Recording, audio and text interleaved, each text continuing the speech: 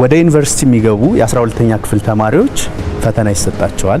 ዩኒቨርሲቲ ቆይተው መውጫቸው ላይ ሌላ ፈተና ይሰጣቸዋል። ማስተርስ እና ፒኤችዲ መስራት ቢፈልጉ ሌላ ፈተና ይሰጣቸዋል። የዚህ ሁሉ ፈተና ዓላማው ምንድነው? ያንን ዕውቀት አግኝቷል አላገኘም የሚለውን ለማወቅ ምዘና ሰጥተህ አዎ ይሄ ሚኒመም የሆነውን ያንን ነገር ለመስራት የሚያስችለውን ዕውቀት አግኝቷል። 4 ዓመት ዩኒቨርሲቲ ውስጥ የቆየ ሰው ማወቅ ያለበትን አውቋል ተብሎ ሰርቲፊኬት ሰጣቸው። በዩኒቨርሲቲው ላይ እምነት ስለሌላችሁ ነው መውጫ ፈተና ያስፈልገው?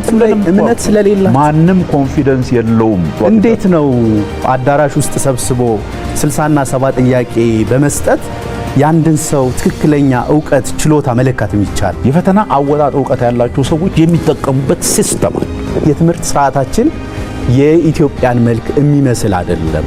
የተለየ ነገር ያለን ለማስመሰል መሞከሩ ነው ማይገባል። ለምንድን ነው